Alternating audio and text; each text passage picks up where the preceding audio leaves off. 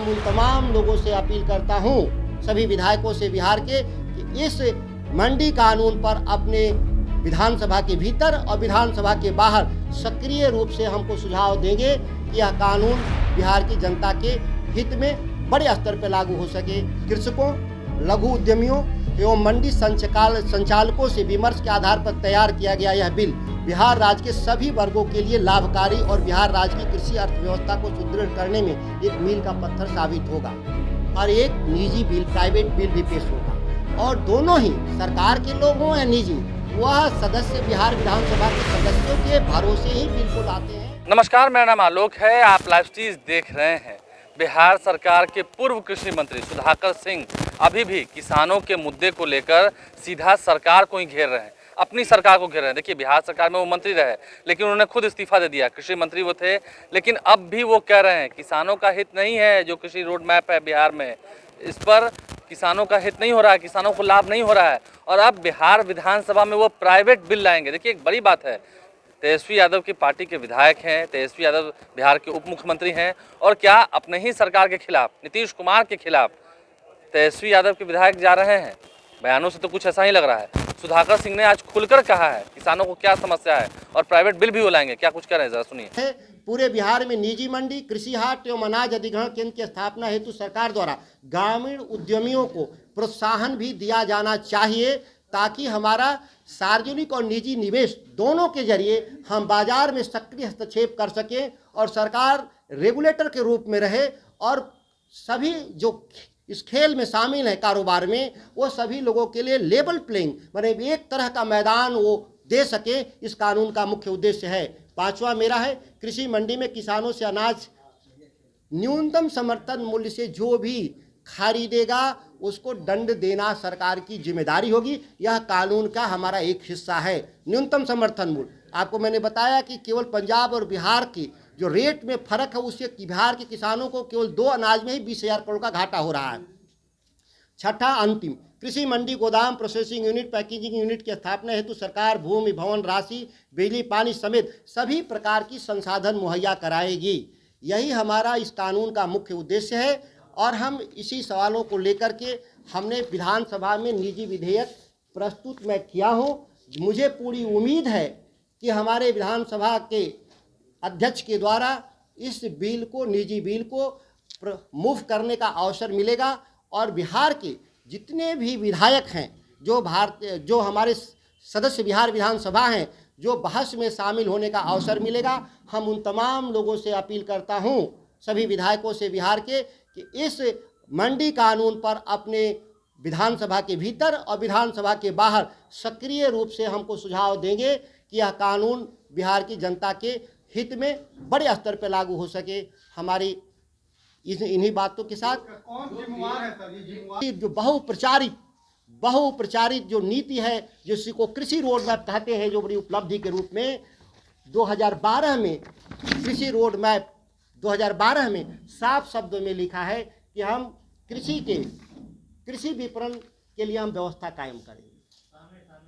कृषि विपणन के लिए हम 2012 में, आज 22 हो गया, व्यवस्था कायम करेंगे। 10 साल बीतने के बाद भी क्या व्यवस्था इस बिहार में हुआ है, आप लोग भली भांति से परिचित है, जिसके बारे में मैंने कई उदाहरणों के जरिए मैंने बताया।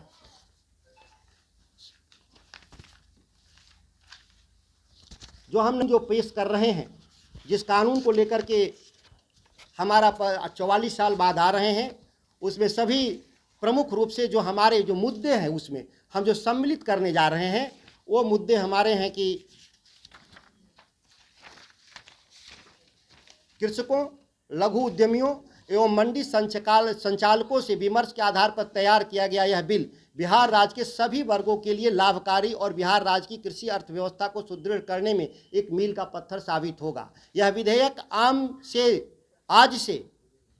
आज से सार्वजनिक तौर पर आम लोगों के लिए विमर्श के लिए प्रस्तुत किया जा रहा है। साथ ही विधायिका, सभी जो हमारे एमएलए हैं, विधायिका के सभी साथियों से सुझाव भी आमंत्रित करता हूं, ताकि विधेयक अधिक से अधिक जनोमुखी बन सके। आज प्रेस कॉन्फ्रेंस करने का मुख्य उद्देश्य था कि यह जनमत के लिए प्रचारित हो सके कि जो हम कानून लाने जा रहे हैं, उस कानून में अभी भी कोई संशोधन का गुंजाइश है तो हम इसका स्वागत करते हैं, ताकि विधानसभा में से जब यह कानून बने तो कानून से यह न लोगों को महसूस हो कि मेरे से राय लिए बिना यह कानून बनाया जा रहा है, जो कानून बनाने का मुख्य उद्देश्य है। ये ठीक है कि लंबे समय से कानून बनाने की प्रक्रिया में आम जनता को बाहर कर दिया गया है, विमर्श के सारे रास्ते बंद किए जा चुके हैं, यह एक हमारी विफलता है, उस पर एक अलग हम लोग कभी चर्चा करेंगे। हमारा केवल 5 पॉइंट इसमें हम जो मंडी कानून लाना चाहते हैं उसमें 5 पॉइंट मैं बताना चाहता हूँ। यह प्राइवेट बिल है, इसमें भारत के संविधान में साफ शब्दों में लिखा है कि बिल 2 तरह से पेश होंगे, एक सरकार बिल पेश करेगी और एक निजी बिल प्राइवेट बिल भी पेश होगा, और दोनों ही सरकार के लोग हों या निजी, वह सदस्य विहार विधानसभा के सदस्यों के भरोसे ही बिल को लाते हैं, क्योंकि वही बहुमत से पास करते हैं। जो पुराना रिकॉर्ड रहा, आप लोग विपक्ष में थे, आरोप लगा रहे थे कि विधानसभा अध्यक्ष लाने नहीं देते हैं प्राइवेट बिल को, तो क्या लग रहा है इस पर लाने देंगे? हमारी जानकारी में हम लोगों ने यह आरोप कभी नहीं लगाया, क्योंकि 44 साल बाद हम लोग विधेयक प्राइवेट बिल लेके आ रहे हैं, और मेरी जानकारी में अभी विधानसभा में 44 साल से पुराना कोई विधायक नहीं है। पुराने भी जितने हैं हाउस में वो 77 के बाद ही वाले हैं, 77 वाले हैं, उससे पहले के नहीं हैं। तो ये पहली बार है, ये तो अभी पता चलेगा हम लोगों को कि बिल आने दे रहा है लोग कि नहीं आने दे रहा है, इसकी 1-2 दिनों में बातें साफ हो जाएंगी। आपने धरना प्रदर्शन की बात कही थी, क्या लगता है कि अगर सदन में आप इस चीज को रखते हैं, अगर समर्थन नहीं मिलता है तो किसी अन्य मुद्दों पे भाजपा को समर्थन देंगे क्या? यह पार्टियों को समर्थन देने के लिए हमारे एक बिल नहीं आए हैं, ये बिहार की जनता और कृषि क्षेत्र में लगे हुए लोगों के समर्थन देने के लिए कानून है। कौन राजनीतिक दल इसका समर्थन करता है, कौन राजनीतिक दल विरोध करता है, वह तो पब्लिक डोमेन में आएगा ही विधानसभा के सत्र के दौरान, वो सभी लोगों को पता चल जाएगा कि कौन विरोध में लोग हैं या कौन इसके पक्ष में है। जहाँ तक मेरी बात है, मैं जनमत के लिए पूरे बिहार का मैं दौरा शुरू कर रहा हूँ। कल मैं मोकामा जा रहा हूँ टाल में, मैं 9 तारीख को सीतामढ़ी रीगा जा रहा हूँ, और हम लगातार हम इन सवालों को लेकर के पूरे बिहार की यात्रा हम शुरू कर चुके हैं, शुरू करने वाले हैं। एक सवाल है आपसे, ठीक है, किसी शीर्ष नेतृत्व के से इस पर कुछ विचार भी डिस्कस किया है, या ये पूरी तरह से कट्टी की बात है? मैं इसीलिए कहा कि ये हमने इसलिए दिखाया कि हम लोग तमाम लोग मिलकर के चर्चा करके घोषणा पत्र तैयार किए थे, और हमने राष्ट्रीय अधिवेशन में सभी तमाम लोगों ने चर्चा करके विस्तृत रूप से इसका हम लोगों ने आर्थिक प्रस्ताव पेश किया था, और हम इस पर हम अपने मंत्री रहते ही मैंने पत्र लिखा था कि यह कानून लागू होना चाहिए, और सभी लोगों को मैं व्यक्तिगत तौर पे चर्चा में भी मैंने राष्ट्रीय अध्यक्ष हमारे उप मुख्यमंत्री तेजस्वी जी, सभी लोगों से मैंने चर्चा करके बता चुका हूं कि यह कानून बिहार के किसानों के लिए लाना चाहिए, हित में है, और इस चर्चा से सभी लोग सहमत हैं। तो सुधाकर सिंह को हमने आपको सुनवाया है, आरजेडी के वो विधायक हैं, पूर्व मंत्री रह चुके हैं, क्या कुछ उन्होंने कहा है। ऐसे में नीतीश कुमार की फजीहत क्या खड़ी होने वाली है। 13 दिसंबर से बिहार विधानसभा का शीतकालीन सत्र भी आएगा, क्या उसमें सुधाकर सिंह ही हंगामा करेंगे सत्ता में रहने के बावजूद? क्या सुधाकर सिंह के बिगड़े हुए बोल उनकी ही सरकार के लिए फजीहत खड़ी कर देंगे? तेजस्वी यादव क्या कहेंगे इस पर, नीतीश कुमार क्या कहेंगे, ये भी देखना होगा। तेजस्वी यादव पार्टी के विधायक, आरजेडी के विधायक सुधाकर सिंह क्या अब नीतीश सरकार की फजीहत खड़ी करने वाले, देखना होगा। सुधाकर सिंह ने क्या कहा, हमने आपको पूरा सुनवाया है, वो पूरा वीडियो हमने आपको दिखाया है। हमारे चैनल को सब्सक्राइब कर ले, आगे क्या कुछ होता है उससे भी हम आपको अवगत कराते रहेंगे। फेसबुक पेज भी लाइक करें। धन्यवाद।